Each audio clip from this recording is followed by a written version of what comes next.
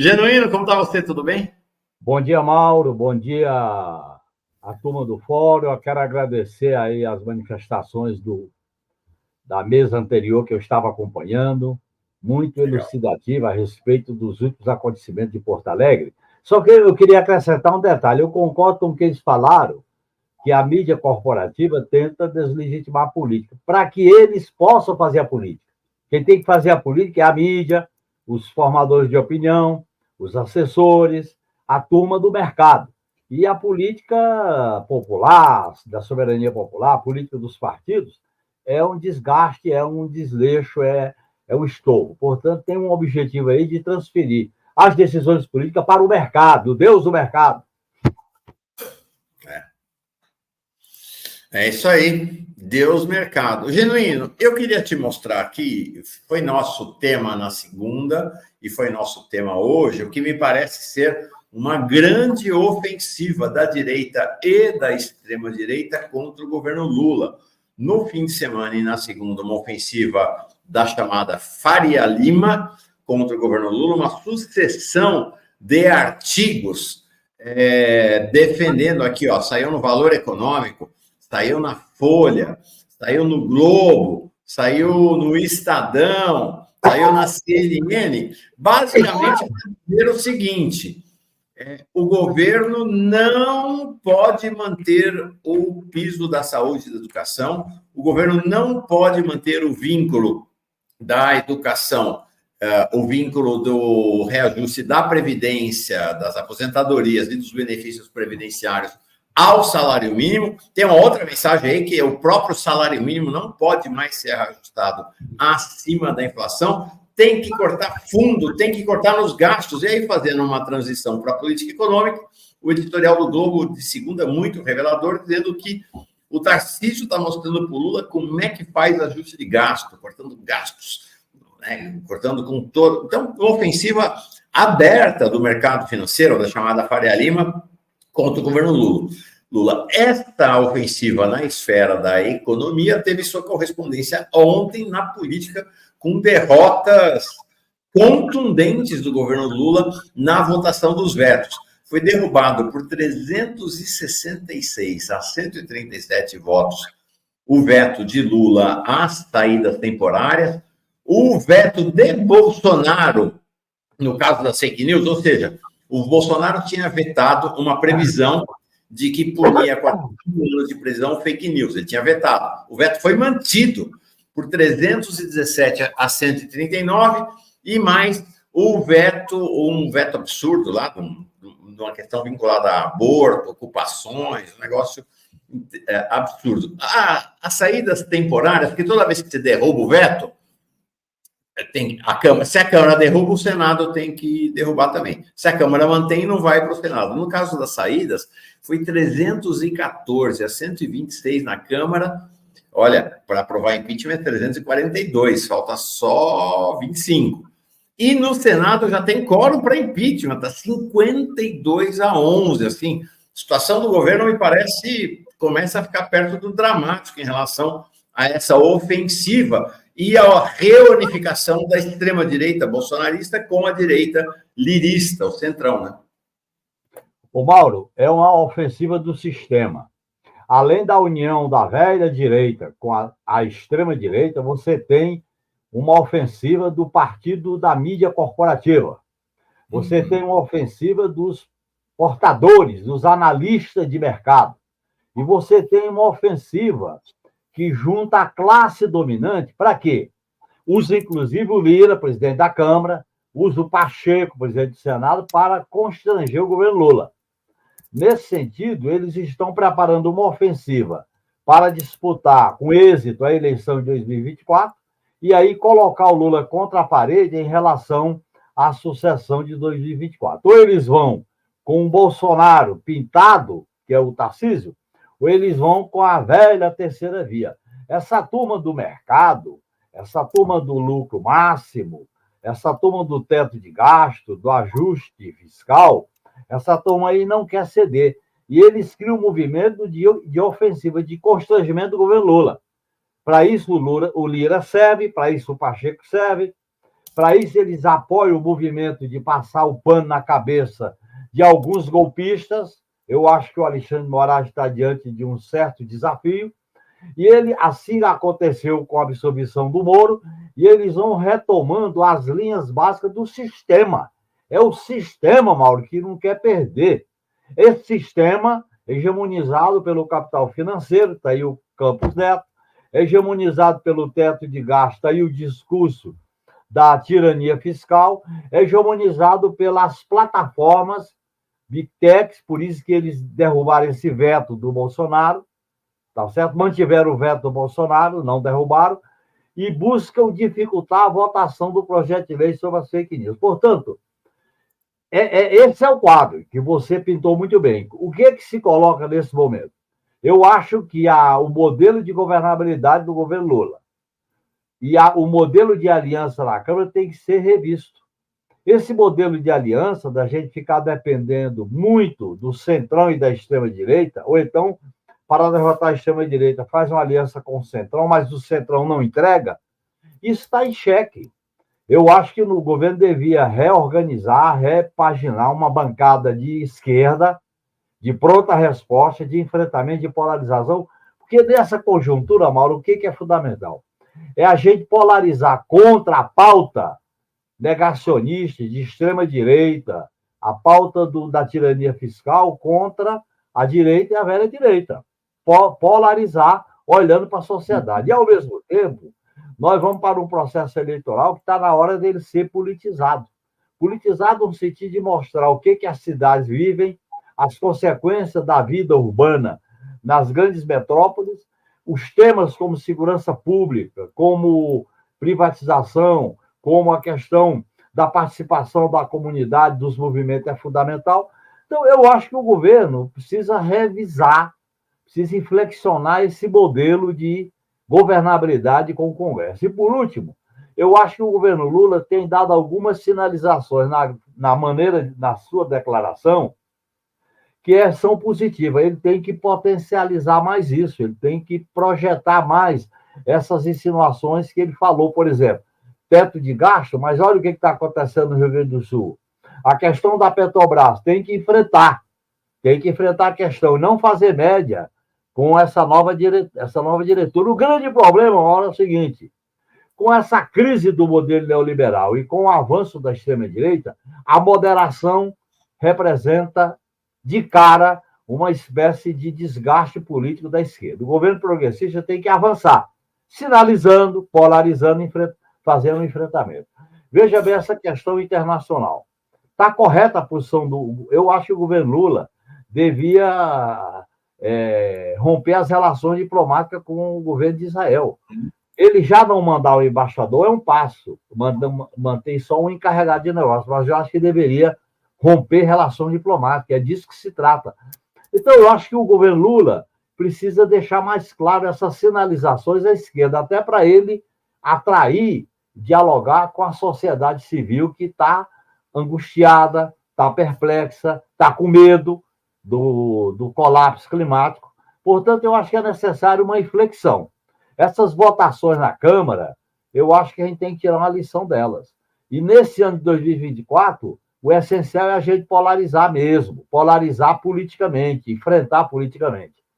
Eu acho que a questão do Rio Grande do Sul está bem encaminhada, é por isso que eles estão com esse modelo de questionamento do governo Lula, porque eles sabem que a força do governo Lula em relação à reconstrução do Estado é fundamental, mas eu acho que o governo devia dar um outro passo, montar no gabinete da presidência da República um comitê gestor de cientistas técnicos para orientar o governo em relação a outros temas da transição ecológica, que é além do Rio Grande do Sul, seca, Amazônia, a questão, por exemplo, do risco de tempestade, e essa questão colocada no plano internacional. Eu acho, Mauro, que está claro o caminho que o governo tem que adotar. No meu modo de entender, tem que ter coragem e disposição. Eu acho que o governo tem que fazer alguns remanejamentos internos para botar sangue novo nessa disputa política, seja na comunicação, na articulação política. Eu acho que está correto. Eu acho que o Lula tem força política, mesmo as pesquisas que indicam um empate ou o governo não subiu tanto, dá força diante de um país polarizado e diante de uma hegemonia da velha direita em aliança com a extrema-direita, eu acho que dá para a gente enfrentar. Nós não temos outro caminho. Nós não temos outro caminho. O caminho é o do enfrentamento e da polarização, e o Lula tem que fazer isso, em vez de só dar declarações. Os ministros, os líderes, têm que fazer esse processo de disputa política.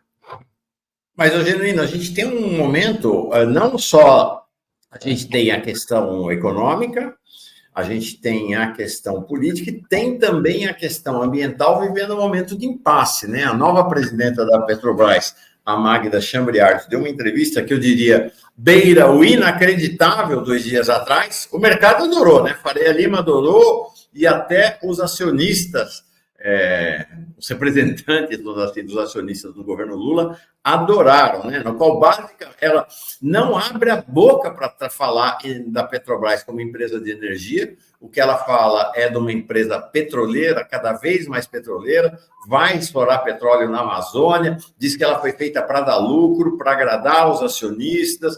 Um negócio assim escandaloso, efetivamente, a entrevista dela. E o que a gente vê é um isolamento cada vez maior, um desprestígio cada vez maior da ministra Marina Silva. Inclusive, há uma articulação com a participação agora da Magda Chambriard, que envolve o presidente Lula, o Haddad, o ministro das Minas e Energia, né, o delegado Alexandre Silveira, e outros, Rui Costa, para empurrar goela abaixo de Marina a exploração do petróleo lá na foz do Rio Amazonas. Hoje você tem Marina encostada contra a parede de um lado, Haddad, o ministro do agronegócio, o ministro do petróleo e a presidenta da Petrobras do outro, em posições. O governo Lula cada vez mais vai se assemelhando aos negacionistas, né? Nesse sentido, há um negacionismo crescente no governo Lula. Não sei se a Marina fica, hein? Marina. Ô, Mauro, como é um governo em disputa, nós temos que organizar o campo progressista e a esquerda. Eu defendo o fortalecimento da Marina, inclusive no comitê gestor da questão climática, para pensar a questão climática para o Brasil, além de dar suporte para a reconstrução do Rio Grande do Sul. Como é um governo de disputa, eu acho que, nesse momento, colocar na pauta a exploração do petróleo na Amazônia é um equívoco político do governo. Como é que o governo vai mobilizar a opinião pública? Vai mobilizar a questão, na questão internacional, apoios. Vai preparar a Conferência do Clima em Belém, colocando esse problema. Isso aí, esse bode na sala tem que sair. Eu acho que não tem cabimento colocar a exploração de petróleo nas águas territoriais da Foz do Amazonas nesse momento. Até porque, Mauro, para viabilizar isso, você vai demorar aqui no mínimo de 12 a 15 anos. O que poderá acontecer até lá? Então, eu acho que essas autoridades que você citou aí não estão se dando conta do colapso ambiental. E esse colapso ambiental, que pode sinalizar desastres, hecatombes, tragédias, coloca em risco o futuro das pessoas. Eu acho que nós temos que mudar os parâmetros de como construir o desenvolvimento econômico, a sustentação social, a sustentação ecológica, senão a gente não tira as devidas lições da tragédia do Rio Grande do Sul. Tá certo? Eu acho, inclusive, que em relação ao Rio Grande do Sul, que o governo está respondendo diariamente, cotidianamente, eu acho que o Paulo Pimenta deveria rapidamente montar um comitê dirigido por ele, com cientistas, com técnicos, com engenheiros, com especialistas no assunto, para apresentar um roteiro daquilo que o governo Lula vai fazer para reconstruir o Rio Grande do Sul. As cidades, moradia, a questão emergencial do Bolsa Família, a questão, por exemplo, do assoreamento dos rios, a proteção de Porto Alegre, que está tudo claro que se as medidas tivessem sido tomadas quando elas foram sugeridas, não tinha tido o tamanho que teve essa tragédia. Então, ou a gente coloca a questão climática no centro de uma plataforma democrática e popular, Mauro, ou então a gente vai tratar tangencialmente a questão climática. É a minha maneira de colocar. Eu mesmo fui me dando conta da importância de colocar a questão climática no centro de um programa estratégico para o futuro do país. Porque a questão climática não é produto da natureza apenas, não é produto de Deus, não é produto do indivíduo, é produto do sistema, do modelo de exploração, do modelo de acumulação que está levando a humanidade a esse risco. Então, é um governo de disputa. Como é um governo de disputa, a gente tem que organizar o polo à esquerda para fazer essa disputa e apoiar a Marina. Por exemplo, eu defendo que o comitê gestor para a questão climática seja criado sobre a batuta da Marina, que ela é um símbolo muito forte. Mas tem também o Carlos Nobre, tem a Isabela, tem o próprio assessor principal da Marina, que é o Capobian, que eu acho que... E muitos técnicos que surgiram. Então, a gente tem que mobilizar a academia, mobilizar os cientistas, mobilizar os técnicos para dar conta dessa tarefa do colapso climático no modelo de desenvolvimento econômico. Se a gente for usar o modelo de desenvolvimento econômico como no passado, nós vamos dar tiro no pé, porque a natureza está dando resposta ao desatino dos interesses capitalistas na relação com ela. Agora, Genuíno, parece-me que, somando isso, né, a questão climática, a questão econômica, da política econômica e a questão política, ou política institucional propriamente dita, os sinais de fragilização do governo são evidentes e a extrema-direita, que vai retomando sua aliança com o centrão, com a direita tradicional, e, como você falou, a mídia corporativa, vai sentindo e começa a se assanhar. A gente teve ontem 2 manifestações que me parecem relevantes, de 2 líderes importantes da extrema-direita. O pessoal gosta de ridicularizar os 2 líderes, eu não ridicularizo, acho que são líderes de destaque, são líderes de massa, inclusive na extrema-direita. Né? O Nicolas Ferreira, confesso que hoje me deu uma curiosidade de como seria um impeachment do Lula no Congresso, ou seja, ele já começa a sonhar, com base nesse quórum que eles conseguem, com a possibilidade de colocar um impeachment na mesa no Congresso Nacional. E, ao mesmo tempo, a primeira manifestação fora Lula, convocada pela Carla Zambelli para domingo, não esse domingo agora, o outro domingo, dia 9/6, no MASP, em São Paulo. Parece assim, eles estão sentindo fragilidade e aí estão avançando. Genuíno, se for 5 mil pessoas, não acontece nada, vai ser um fiasco. Mas e se for 50 mil? E se for 50 mil? Mauro, em primeiro lugar, vamos deixar claro, a extrema-direita veio para ficar. E ela é uma alternativa para o capitalismo neoliberal no Brasil, nos Estados Unidos, na Europa e em várias partes do mundo. A extrema-direita, ela é a alternativa que atrai a direita, a velha direita, para construir uma alternativa a esse esforço da esquerda de ter um governo progressista. Vamos deixar isso claro. Não adianta a gente só ficar apavorado ou lamentar, nós temos que enfrentá-los. Enfrentar, o que é?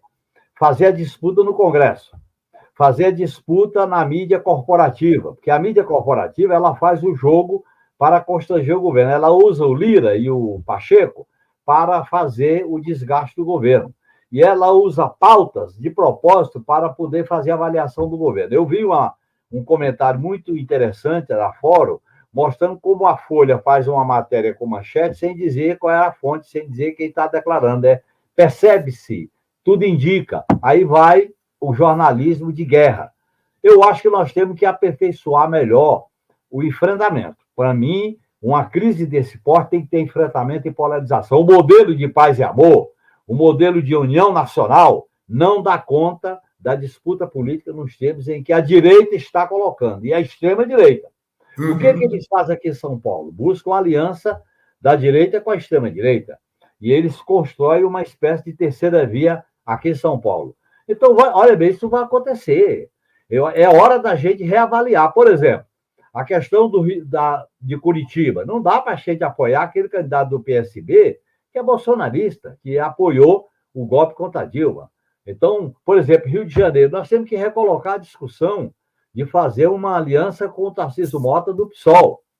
Eu acho que a própria discussão política ela tem que fazer uma inflexão. O modelo de eleição que o Lula dirigiu deu certo, o modelo de governabilidade não está dando certo. O modelo de governabilidade não está dando certo. Eu acho que está faltando mais militância, mais competência, mais unidade do bloco governista, que é a esquerda, nesse enfrentamento político. E olhando para a sociedade, não olhar só para o Lira, nem para o Pacheco. É uma referência... coisa que o governo tem que fazer, porque é a disputa de corações e mente para um projeto popular. Porque o projeto neoliberal já disse a que veio, está aí. Está aí as enchentes, está aí a crise do Sul, está aí os Estados Unidos, está aí a América, está aí a Argentina, está aí a crise na África, está aí. Está aí a guerra na Ucrânia, está aí o genocídio praticado pelo governo de Israel. É isso que eles têm. Eles não têm outra coisa diferente. Eles só têm isso. E nós temos que fazer um enfrentamento político dessa extrema-direita que está capturando a velha direita. A velha direita, Mauro, não tem força nem alternativa isoladamente. Ela tem que namorar com a direita, com a extrema-direita, ou para pressionar o governo, ou para tentar, na eleição, derrotar o governo. É disso que nós temos que avaliar corretamente. A referência que Genuíno faz a Curitiba é que a direção nacional do PT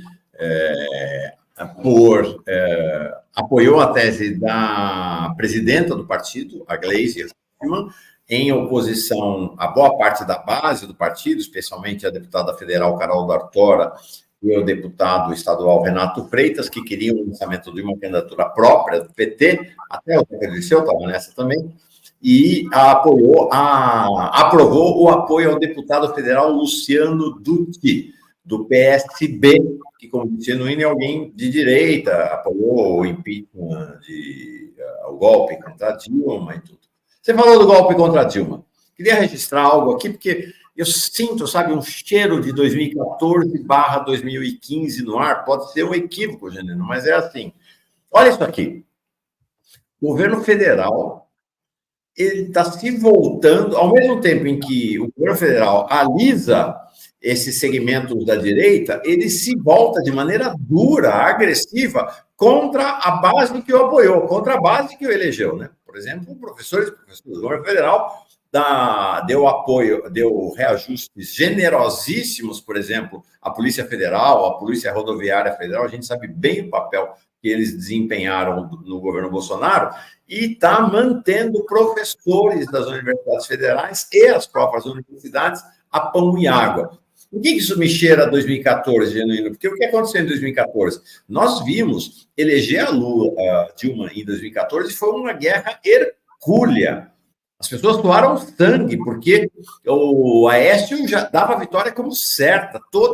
Durante a apuração, a vitória era deles. Tinha um cenário efetivamente de vitória do Aécio, e a militância nas ruas arrancou a virada e a vitória de Dilma. Aí ela toma posse, vira as costas para aqueles que a elegeram e vai governar com o Bradesco, vai governar com o ministro da Fazenda. Na verdade, a ideia original, até a indicação do Lula, era para ser o próprio presidente do Bradesco, o Trabuco. Ele não quis e indicou um diretor do banco, Levi, que acabou sendo o ministro da Fazenda, que aplicou um receituário neoliberal, e aí é isso, Dilma virou as costas da sua base. Essa coisa dos professores me preocupa, Genuíno, porque me tem um pouco de 2014 e 2015, né? Ô, Mauro, o governo, quando vacila no atendimento das reivindicações do público que o elegeu, comete o equívoco. Eu acho que o Ministério da Educação começou errando. Por exemplo, em vez de revogar o novo ensino médio e pagar para ver, mesmo que sofresse uma derrota na Câmara, o governo preferiu fazer uma negociação com o Mendoncinha e se manteve alguns elementos do novo ensino médio. A Escola Cívico-Militar, ela foi criada por decreto. O governo tinha que ter baixado um decreto, sustando o decreto anterior. Pronto, deixe que os governadores façam o que estão fazendo. Mas acabou, o governo não enfrentou devidamente, revogando o decreto. Terceiro, você tem uma greve. Essa greve, o governo tem que sentar na mesa e negociar uma perspectiva futura para os grevistas. Ele não pode querer derrotar um movimento. Governo progressista que se orienta para derrotar o movimento, ele será profundamente atingido ou derrotado. É claro que o cenário principal hoje, nesse sentido, tem uma diferença de 2014, 2016, o cenário principal é a direita se preparar para para ganhar a eleição em 2024, 2026. É o cenário principal. Mas em se tratando de classe dominante brasileira, a gente tem que estar sempre com o olho aberto. Primeira coisa. Segundo, Eu acho que nós temos que não romper as relações com quem votou na gente. E eu acho que essa greve nós devíamos sentar na mesa e sinalizar uma proposta de negociação para o futuro. É a mesma coisa, Mauro, em relação à segurança pública. Nós não podemos deixar que a questão das câmeras no uniforme das polícias seja uma opção de cada estado. Pois é. Tem que haver uma determinação nacional. Aliás, eu acho que devia ter sido criado o Ministério da Segurança Pública desde o início do governo Lula. Você pega essa questão das Forças Armadas, nós temos que colar as Forças Armadas na política externa. Olha o que essa comandante dos americanos no Atlântico Sul andou falando sobre a China. E aí você pode citar o próprio sistema de justiça, com a absolvição do Moro, deixou claro que eles não vão erradicar o núcleo estratégico do lava-jatismo dentro do sistema de justiça. Portanto, essa ideia de que a gente governa na união nacional, na reconstrução nacional, sem enfrentamento e polarização, não é o caminho mais correto. O que está se enfrentando em alguns países? Veja como na Colômbia, como na Bolívia, como em outros países da América, inclusive da Europa. É enfrentamento. Porque o modelo neoliberal, Mauro, com essa crise, é de acumular riqueza, acumular patrimônio, é acumulação violenta. E se nós não enfrentarmos, eles não vão ceder. Eu acho que a gente, às vezes, fica com muita ilusão e moderação. E o governo tem que ficar atento a isso. Nós vamos para uma disputa política em 2024 muito importante. Essa disputa política pode sinalizar vitórias pontuais em algumas capitais. Pode. Nós temos chance para isso. Agora, o eixo das alianças para 2024 é a aliança amplíssima ou é uma aliança mais à esquerda? Eu defendo que a aliança seja mais à esquerda. Outra questão, nós não podemos nos limitar ao ajuste fiscal à solução do problema da saúde e da educação. Esse contingenciamento é um tiro no pé. Se ele for viabilizado num governo petista, isso é uma marca negativa e indelével. É a mesma coisa que se coloca em relação à relação do ajuste fiscal com a crise do Rio Grande do Sul. Nós devíamos estar discutindo, Mauro, a questão de criar um imposto de solidariedade pela reconstrução do Rio Grande do Sul, para que essa classe dominante rica, dos dividendos, dos lucros que não paga imposto, ela pagar um imposto para os super ricos para enfrentar e vincular esse imposto a financiamento da reconstrução do Rio Grande do Sul. Portanto, eu acho que existem veredas para a gente caminhar nesse momento, no meu modo de entender. Agora, o governo Lula, ele concebeu uma governabilidade em que ele é a unanimidade nacional. Não é. É só ver o que tem uma direita truculenta e uma extrema-direita que quer constranger o governo. Via mídia, via presidente da Câmara, via presidente do Senado.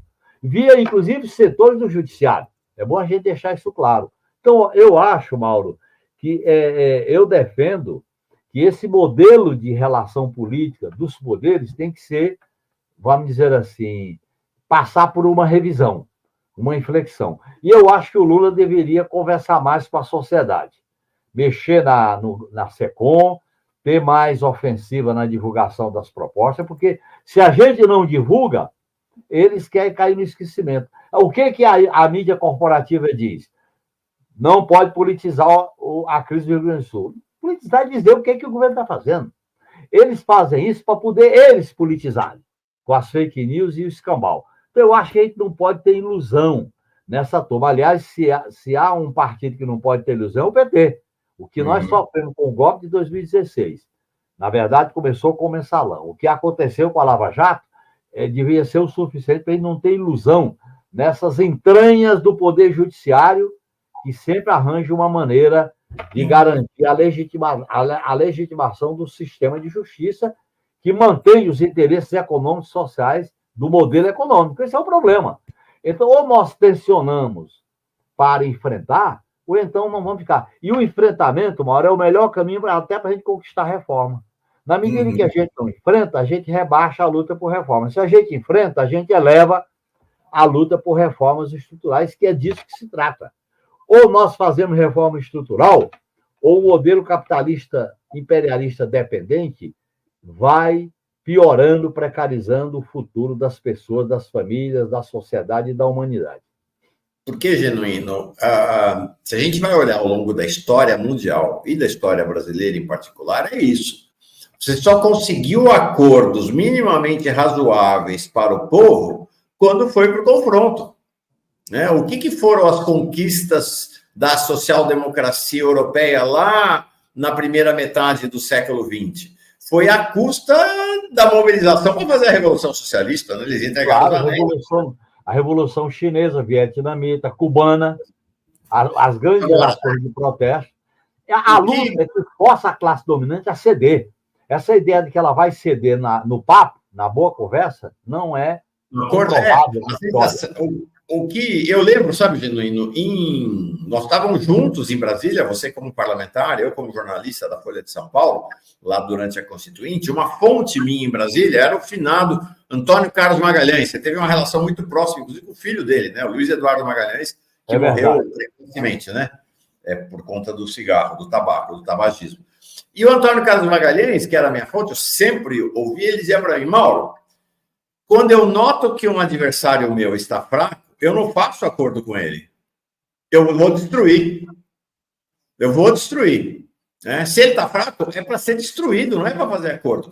Essa é a lógica das classes dominantes brasileiras. Quando notaram que a Dilma estava fraca, quando notaram que ela tinha fraquejado, que ela levou um banqueiro para ser o ministro da Fazenda dela, para fazer o programa, para tentar um acordo com as elites, eles foram para o pescoço e derrubaram. A mesma coisa está acontecendo agora.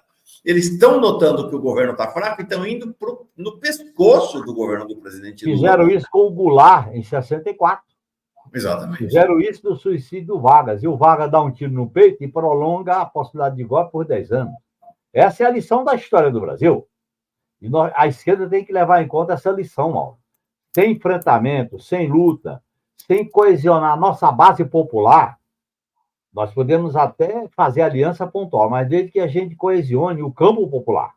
Eu defendo que a gente coesione o bloco de esquerda na Câmara, que a gente realize manifestações políticas na preparação das eleições de 2024, que a gente faça um enfrentamento político contra a extrema-direita e a aliança que ela tenta fazer com a velha direita. Se a gente é bem-sucedido nesse enfrentamento, a gente até pode ganhar, pode conquistar algumas mudanças pontuais. Quer dizer, eu até disse uma vez que se a esquerda não mostra os dentes, a classe dominante não tem medo da dentadura, da mordida.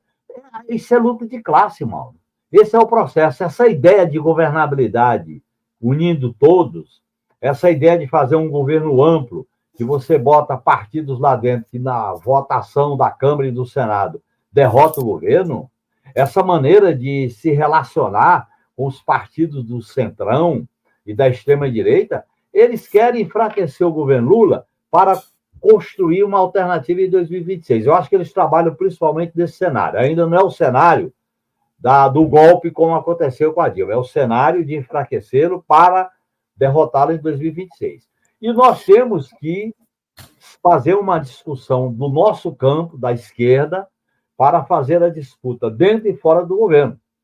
Essa disputa dentro e fora do governo tem que levar a esquerda a dialogar com a sociedade. A esquerda virou um pouco as costas para o movimento cívico da sociedade, para o movimento de mobilização, para a discussão política. Isso é fundamental no processo de acumulação de força.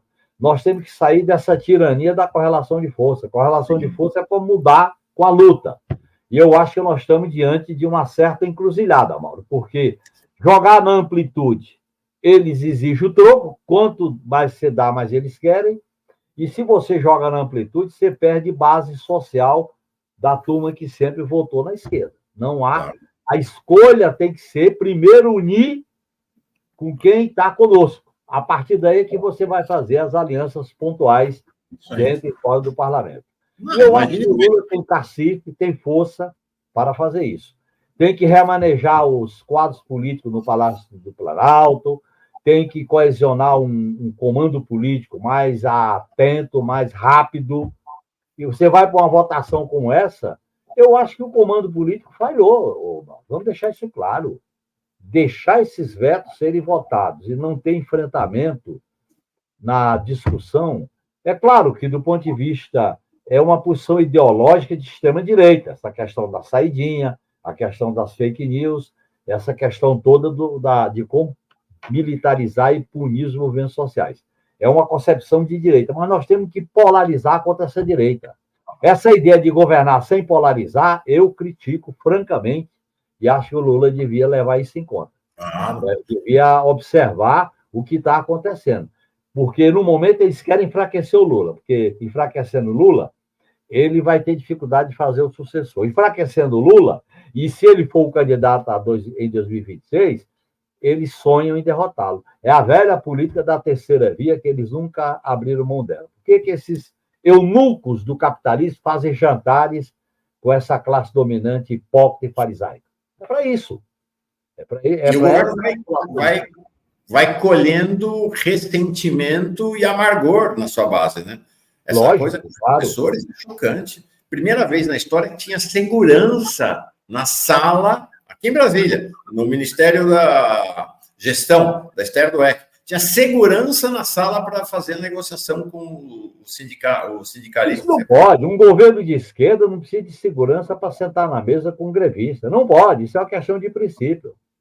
Podemos até não ter condições de atender às reivindicações. Botar segurança? Não dá, tem limite. Quando a esquerda muda de lado, quando ela começa a custear o alambrado, como dizia o velho Brizola, a direita é quem cresce, porque ela se coloca como alternativa para dialogar com a população que está no desespero. Sim.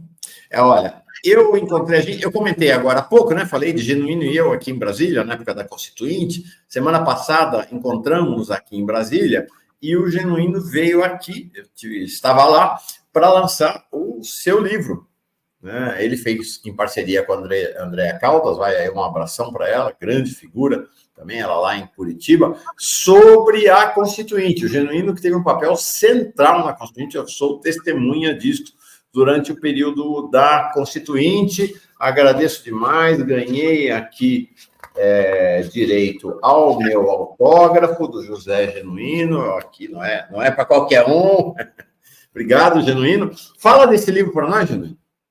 Olha, Mauro, esse livro, em primeiro lugar, é uma reflexão sobre o quadro político da realização da Constituinte em 87 e 88. Aliás, um quadro político que começa em 85, passa para 86, que é a eleição, e depois a instalação em 87 e 88. Ela mostra que havia uma disputa de hegemonia na Constituinte. E a grande força da esquerda, e essa é uma lição, foi a esquerda ter se relacionado com os movimentos populares, com os movimentos sociais, na pressão, no combate, no enfrentamento, inclusive apresentando emendas populares com 30 mil assinaturas. A outra grande lição é que nós fizemos aliança com o centro, representado por Mário Covas, Ulisses Guimarães, mas nós tínhamos um polo de esquerda que polarizava. A gente era 100 e poucos deputados, mas atuava, estava presente, tinha proposta. Inclusive o PT, com 16 deputados, apresentou um projeto de Constituição. Claro que ele não ia ser aprovado, mas nós polarizamos, nós marcamos território. Nessa situação que está hoje, essa lição é muito importante para discutir o que aconteceu. Por exemplo, com a ordem constitucional, que é isso que nós estamos discutindo, com as instituições do poder, o que aconteceu, a captura dessas instituições com o golpe de 2016, antecipado pelo lavajatismo e pela derrubada, a prisão do Lula e a queda da Dilma. Foi uma trama política neoconservadora que produziu essas grandes reformas que está aí, teto de gastos, precarização, novo desenho da geopolítica dos Estados Unidos para a América do Sul, Forças Armadas, a segurança pública. Portanto, esses temas, Mauro, eles voltam à agenda. Eu não estou propondo que a gente convoque uma Assembleia Nacional Constituinte para agora, mas que o processo constituinte ele tem que ser discutido publicamente, porque a ordem econômica, a ordem política, ela foi amputada com 129 emendas que fizeram na Constituição, e principalmente as emendas da ordem econômica no modelo Fernando Henrique Cardoso e as emendas produto do golpe de 2016 e do governo inelegível que está aí sendo processado. Portanto, eu acho que no horizonte nós temos que abrir um debate de como se relacionar com o poder, Porque essas instituições, Mauro, estão capturadas. Veja bem a questão do Congresso Nacional. O Congresso Nacional tem uma espécie de parlamentarismo orçamentário, tem uma espécie de botar pauta, em vez de ser pauta bomba, é pauta de extrema-direita para criar dificuldade para o governo. E o Congresso Nacional quer ir para uma disputa política em 2024 para se fortalecer com vereadores e deputados. Então, a esquerda tem que se reorganizar como bloco, como eixo político para fazer esse enfrentamento. E eu coloco essa perspectiva nesse livro, inclusive resgatando posições do PT, como o voto do PT na Constituinte. A gente assinou, mas votou a declaração do Lula e o processo todo que nós vivemos. A própria Constituição de 88, ela é um projeto em aberto. Tanto que toda vez que tem eleição, desde 89, os candidatos da direita apresentam reformas constitucionais. Reforma da Previdência. Agora, o quente da reforma é descontingenciar a dotação orçamentária para a saúde e educação. É a nova bola da vez, é isso aí. Porque é sempre eliminar direitos, dificultar a participação popular, eliminar gastos para construir o modelo de um capitalismo cada vez mais realizando aquilo que o Marx falava, acumulação primitiva. Olha o que eles fazem com o governador de São Paulo. Ele apresenta algumas ideias vagas e mexe privatização da Sabesp, privatização da educação e segurança pública para matar, e esse governador é pintado como uma direita gourmet. Aquela direita barra pesada, eles pintam como uma direita gourmet, uma direita sofisticada. É uma disputa política. Nós estamos em pleno processo de disputa política, Mauro. É disso que eu acho que o Lula, como liderança maior, ele tem que levar isso em conta na governabilidade. É uma governabilidade com disputa política. Nós não podemos ter ilusão. Aliás, eu repito, um partido que não pode ter ilusão é o PT, porque o PT foi vítima desse massacre durante 15 anos, Mauro. Durante 15 anos. Vítima de um massacre durante 15 anos. E nós não podemos ter ilusão nisso. Nós temos que estar lutando e voltar a dialogar com a nossa base social, com os movimentos, com as centrais sindicais, com os movimentos de mulheres, o movimento antirracista, o movimento das comunidades originárias, o movimento das comunidades LGBTQIA+. Nós temos que voltar a dialogar com essa nossa base social, porque ela é um elemento central. Aí se inclui a questão, por exemplo, da greve dos professores e dos técnicos das universidades. Os negociadores do governo não podem tratar os grevistas como se fosse adversário inimigo, não, somos companheiros, vamos dialogar.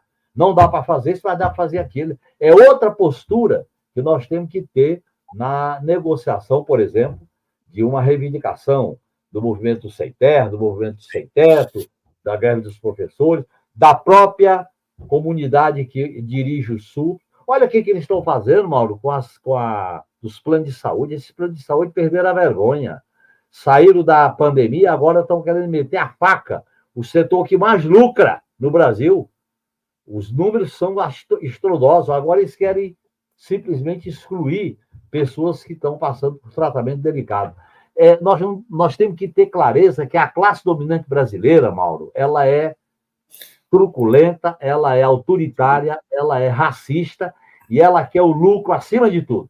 Em plena crise do Rio Grande do Sul, esse boy do sistema financeiro diminui a queda da taxa de juros e faz um discurso profetizando a possibilidade de continuar aumentando a taxa de juros ou então diminuindo a queda da taxa de juros, num mundo como nós estamos vivendo. Essa lógica não cabe à esquerda, não cabe aos movimentos. Nós temos que construir um polo alternativo a essa lógica. É isso aí. José Genuíno, muitíssimo obrigado. Te espero em Brasília semana que vem. Vamos nos ver, vai ser uma alegria. Eu estou lá na semana do dia 10, a gente se vê, conversa, né? Agora, eu estou muito voltado, Mauro, para o trabalho político, para o trabalho de diálogo com as lideranças, com os movimentos, que eu acho que isso é muito importante. Ou a esquerda volta a se vincular com a sociedade civil, com os movimentos, com a base, com as ruas, ou então ela fica encantoada nos espaços limites da institucionalidade que é capturada pela essa extrema-direita. Veja o Congresso Nacional, veja o sistema de justiça, veja a questão das Forças Armadas, veja como eles querem enfraquecer o papel do presidente da República como chefe de Estado e chefe de governo. Portanto, é luta. Só a luta pode nos levar a derrotar esse sistema que está aí e construir uma alternativa. Eu, como militante socialista, aliás, esse livro, eu quero lembrar que eu escrevi um livro, Repensando o Socialismo, né? Com o Mauro, quando ele era jornalista da Folha de São Paulo. Muito obrigado, hein, Mauro? Obrigado, Genuíno. Um grande abraço, bom feriado para ti e para tua família toda e até a semana que vem. Abração. Valeu. Tchau.